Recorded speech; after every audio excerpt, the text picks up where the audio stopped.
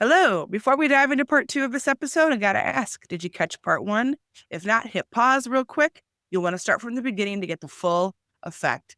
The link to part 1 is right down in the description below. Go ahead, catch up, and we'll be right here waiting for you, ready to dive into part 2 when you're all set. It's worth it, I promise. So, this season, we're all about confidence. Last season, we awakened some brand magic, Tara. We're all about visibility and confidence. So what does confidence look like for you as a business owner? How did you build it?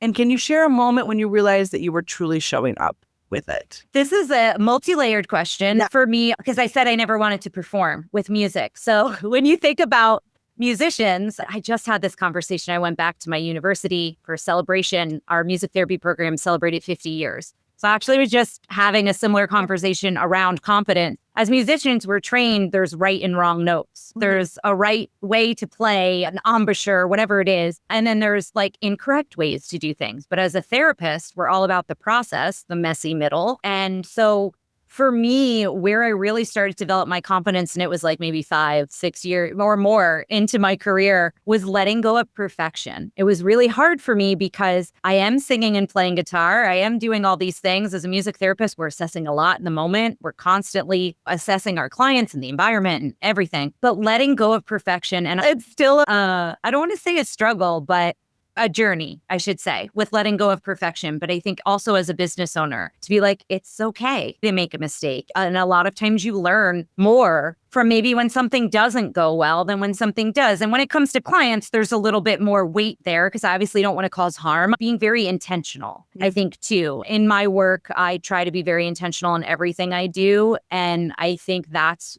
where the beauty is a lot, is when you can be intentional, when you can let go of perfection. And also just, I think, be kind to yourself. And I think that is another one that I'm on a journey with. But going back to with some of the things that I have with medical conditions, I say this all the time about my clients. We need to celebrate their abilities, what they can achieve, not their diagnosis and their limitations. I sometimes don't turn that over to me. So trying to get better at, okay, these are all the things my body can do. Like physically, maybe I'm having a hard time, but thanking for the health, because I'm very healthy.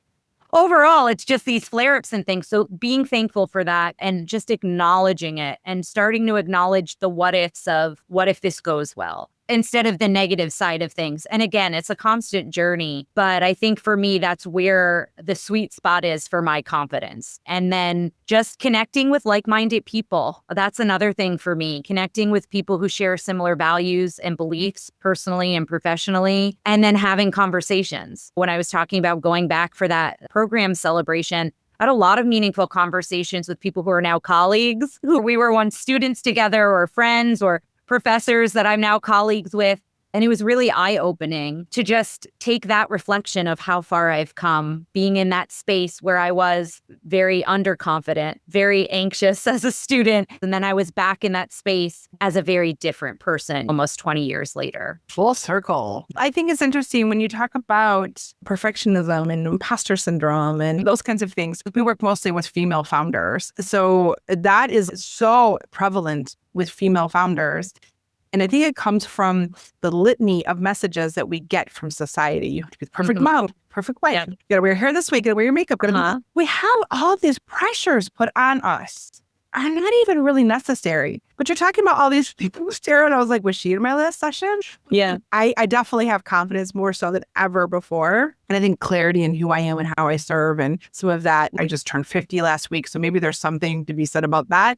My version of excellence is probably way better than somebody else's version. So I just need to lean into do the best that I can, tweak what I can, but if you get so stuck in this idea of perfection, you will not make progress. Never release the course or never release the thing. Yeah. So worried about perfection. And by releasing it, you get feedback, you can make a change. And in today's day and age, you don't have to print a whole lot of stuff anymore. So it doesn't cost you that much even to pull it down, make some changes, put it back up. So it might need some work, but it's not like it used to be. We are connecting on a deep level. Yeah, because it's a lot about what I talk about as well. And again, I've had some recent experiences, both going back to my university and a couple other reflecting experiences on my career that's really taken me full circle, but also trying to be kinder to my younger self. Say, like, my younger self would never have imagined that I'd be doing and working with all the people and the things that is happening in my life. So I think just taking that moment, I think, to be your cheerleader and celebrate yourself, which is not something I always do, trying to remind myself to do it more. Yeah. Good advice. I would never talk to my child that way. Of course. Yeah. I talk to myself that way, right? Yes, exactly that. I'm not sure how trauma-ridden your childhood was, but I carry some things with me. And those things have informed who I am. And I'm not angry about those things, but it certainly has informed some of that additional work I've had to do to claim my space in this world. Like that, I think, is part of it. Okay, let's talk about marketing, because that's my favorite thing, right? What has been the hardest part about marketing, what you do? I think the hardest part is the misconception of what I do, honestly, because as a music therapist, and there's a lot more education out there and there's a lot more people, but the advocacy burnout of constantly having to share, no, we're board certified, and this is why it's different from somebody who just comes in and plays the piano. And that has its place. I'm not saying don't schedule entertainment and all of the things, but we are part of it, the allied health professionals. And so sometimes that is really challenging. So making it clear. And I think in my marketing, I've become better at sharing those examples, because you don't know if anybody has ever come across a music therapist. So there were times where I was jumping into what I do, and I was like, oh, I actually need to back up and let people know this isn't a hobby. Our degrees require education in music, medicine, and therapy, and all of these things. So sometimes it's like backing up and then getting to know who is my focus, right? Who do I want to reach out to? Who do I want to connect with? So that is one challenge. And I think the other challenge for me is I can talk about things forever. So when it comes to social media marketing, I've gotten better at like short clips and snippets and more meaningful stories. And the other challenge too is a lot of my work I can't show because it's HIPAA. There's privacy indicators there. And also I had this conversation with a group of professionals. If I go into a community setting, and the community gives me approval to video, is that person living with dementia, would they, in their moment, give consent? And now they no longer can, but the family has given consent. And so I try to be very intentional with that. I've talked with family members who have a presence or influencers in the care space, and they've said, my mom was an educator and a teacher, and we had those conversations. And I know she would want that out there if it's helping people. But not everybody's coming from that intentional place. So I try to be really intentional. And then if I'm working with someone or sharing a story, I try to just make sure that I feel good about the stories I'm sharing, or I try to change some details or make them more vague, things like that. So those would have been and continue to be some marketing challenges, because I think music therapy, the best way to explain it is to see it, and you can't always see it depending on who I'm working with. It's interesting. You market to the advocate and you serve the community. What has been the best marketing? What works the most for you? I think for me, the most is a conversation, like actual conversation. The cold calls and the emails, I do those because that's how you start when you don't know anyone. That's where you want to connect with someone. Yeah. But I think having the conversation, for me, I found it very beneficial, especially here in Wilmington. The community's been so supportive, the aging space, but going to networking events for aging and senior living, and typically I'm the only one of me. A lot of times there's a lot of marketing people from the different senior living buildings, and then they're great. Don't get me wrong. I love the marketing people. I used to have a great relationship with our marketing department when I was full-time in a community, but I get to have these conversations, and sometimes that speeds up who I need to connect with. They're like, oh, you need to talk to this person at our building, or this is who I need to connect you with, or whatever. So I think that's been really important. And then again, on social media, I put stuff out there. I never know who sees it. You see the numbers, the likes. But recently I've had multiple people say, oh my gosh, I love your content, or this was helpful for me because, and I like to share a lot of education, tips, resources. What does a day look like as a private practice music therapist? And spoiler, it's very different every day. It's never the same. But I think those have been some exciting things when it comes to marketing. And I like talking to people, and I like building relationships and coming up with ideas. That's the other thing. My program is not a one size fits all. It's going to look very different if I'm working with the Alzheimer's Association, which I've had the opportunity to do that, work with the local chapter here, versus if I'm working with a caregiver in their home with their person living with dementia, with the person they're caring for. So I get excited thinking about, how do I tailor my services to you? How do I support you best? So you do have some in real life relationships that are helpful when you do that in-person networking. I'll tell you, the post-COVID in-person networking has been a little challenging for me to leave my little bubble. Yeah, I sign up for things and don't always make it there. That's real life. That's the next rule right there, Tara. Mhm. So we're going to change direction here a little bit. I'm going to shake things up and we're going to do a little bit of magic. But before we do that, if you are enjoying this conversation, please hit the follow, subscribe button so you never miss another episode. And if you know someone who needs to hear this, maybe they have an aging parent who is going through dementia or those kinds of challenges, please send it their way. This might be exactly what they need to spark the best next idea for them. Okay, so my lightning round comes from a sparkly purple hat. Love it, love it. There's lots of questions in here. I'm going to ask you a few, and it's just more of a rapid fire question and answer session. What's a common misconception about your industry that you love to debunk? Oh, I'd love to debunk that we're not entertainment, which I highlighted earlier, but we are more than entertainment. I like that. You're not just a piano player who's going Yes. to help. What's a surprising way that your personal values show up in your business?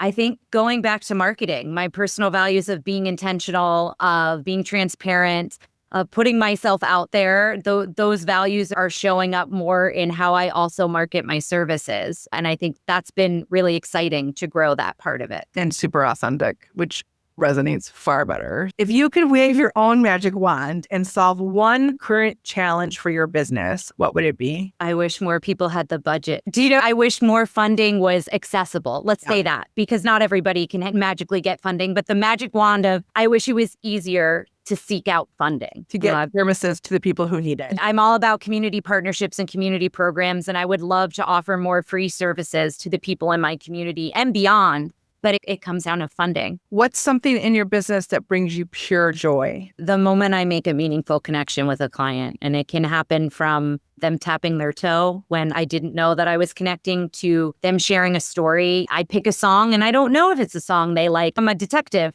in some ways. And so they've told me what music they like. We've engaged, and then we share a song, and then they have this beautiful story that accompanies it, or they have a memory, or they start singing along, or they sing the harmony, or any of those things. Have you ever thought about quitting, and what pulls you back? I every so often will look at jobs that have nothing to do what I do. Like, maybe I'm gonna just like full-time work for Apple. I don't. But I'm like, maybe I want a job where like I could be making more. It's happening less, but every so often I explore that. And what brings me back is after I have a session.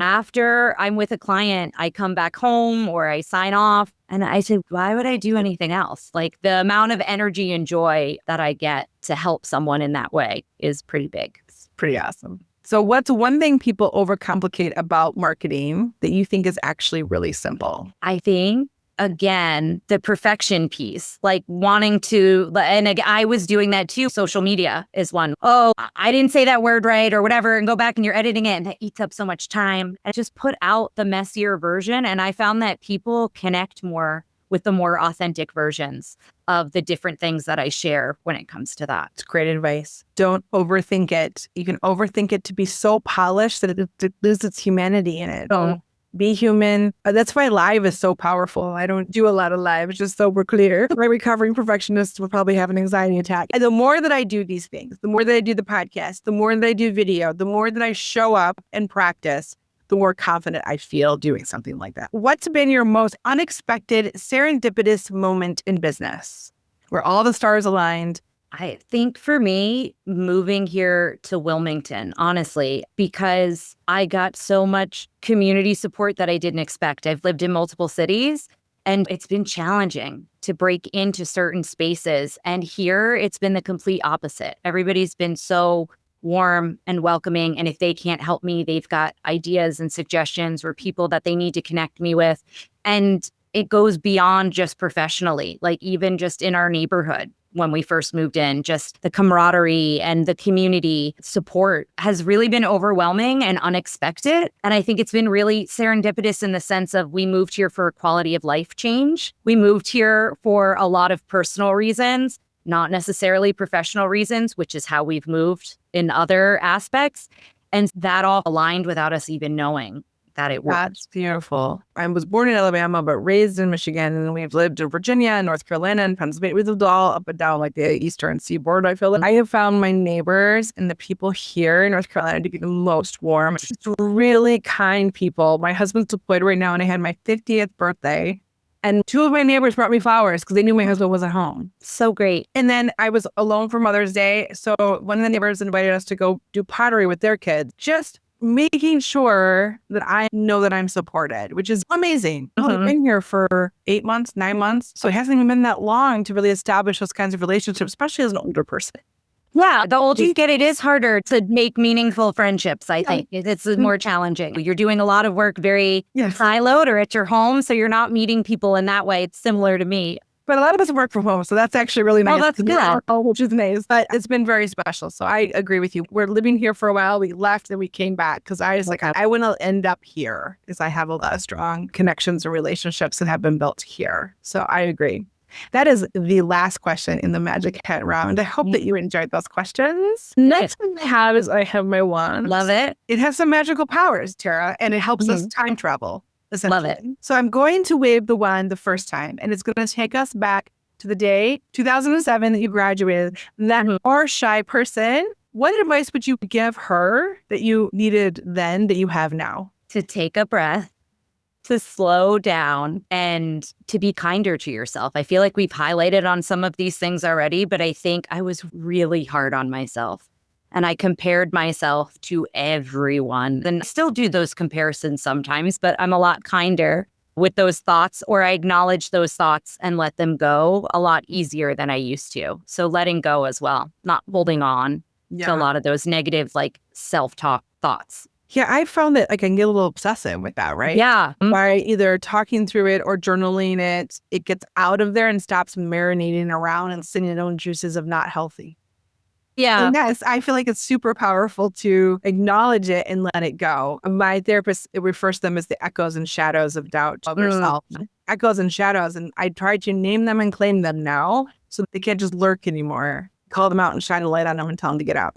So I'm going to ask her what she thinks of you now. What would she say? Oh, man. She would be so pumped. She'd be so excited. She'd probably be jumping up and down.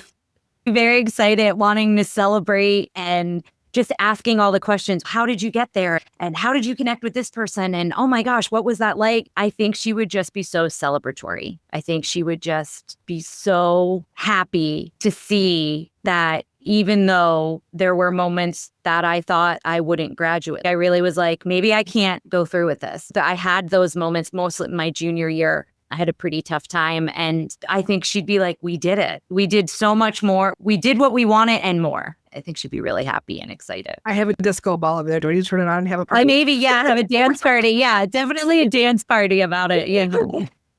That's so good. So I'm going to wave the wand again, and I'm going to take us far into the future where someone is reading your eulogy. What do you want people to remember most about working with you, and what will be the greatest impact that you will make? I think, again, it goes back to relationships. I want people to feel supported and safe and to feel that my impact in their life has helped them to connect with their loved one or has helped them to express their frustrations of what's going on with them and how they're living. And I think my biggest impact would just to make the world and the space that I occupy a little kinder, a little more supportive, and just a little more joyful. That's beautiful. Okay, I'm going to take the one and bring us back to 2025. For those people who are solopreneurs that are listening or are starting a business of their own, or maybe they're just burnt out, Tara, what is one tip that you could give those who are trying to build more confidence in how they show up and run their business? I think a tip of building confidence, part of it is knowing your comfort zone and starting there. If you can look at something that you're good at in your business and hone that in, or something you're excited about or you enjoy doing, there's a lot of things I don't enjoy about my business. The accounting piece of it. Amen. And maybe you hire someone for that eventually, right? But I think focusing on what you feel good about, what you're excited about, what you're passionate about, and that will grow your confidence to then maybe go to something you're less comfortable with, something that's more out of your comfort zone, something that maybe you've been afraid to try or you've been nervous to explore, and then grow that. I think if you can grow your confidence and feel good about an aspect of your business that is going well, that you are excited about, it can give you that energy and that push to do something that you're a little bit more nervous about. And I found that the things that I've been more nervous about, or I've applied for something, or I've said yes to something, and I'm like, oh, why did I do that? A lot of times when it's a big thing, that's my initial reaction. And then I get super excited about meeting the deadline, the presentation, whatever I've said yes to. But I think there is something to doing things that make you nervous, scare you a little bit, and it can grow your confidence. I use the example a lot. I use the example of a circle. And the circle is a comfort zone. We hang out in there. That's where we like to live. That's what we know the best. It's super comfortable. But when you just take even a slightest small step, you create a little bump on the circle. And then the circle has to go around the bump. So you've increased the circle, and you can't go back to the small circle because you've already created the bigger circle. And if you just keep inching it out step by step, even if it's just the smallest step, it's maybe today it's signing up for an event at the chamber. Maybe today is posting a story that kind of comes from your heart on social. It's just one thing, or even a social post that actually has your voice in it for the first time. Do something outside your comfort zone. Those things, my husband jumps out of airplanes for a living. I am not that person. Yeah. However, the things that scare me the most usually are the things that I'm most proud of and I'm most excited about afterwards. I'm very much a fear of heights, and they have a military weekend where the spouses can go and we can do some of the things that our Army spouses do. And there is one where you can go to the tower. It's like a 20-foot tower, and you can get all geared up and you can jump out of that as if you're training to jump out of an airplane. And I got up, blocked up all the scouts, and I was all geared up, and I got up there and I was like, absolutely not, because it's a free fall. Yeah. If you're on a zip line, you have to fall and then it catches you. It's a free fall. Yeah. And I was like, oh, no, I'm good. My husband said to me from the ground, you will be so mad at yourself if you don't do this. And I was like, he's so right. I don't want him to be right, but he's right. So I took the step out of the 20-foot tower. Obviously, I was fine.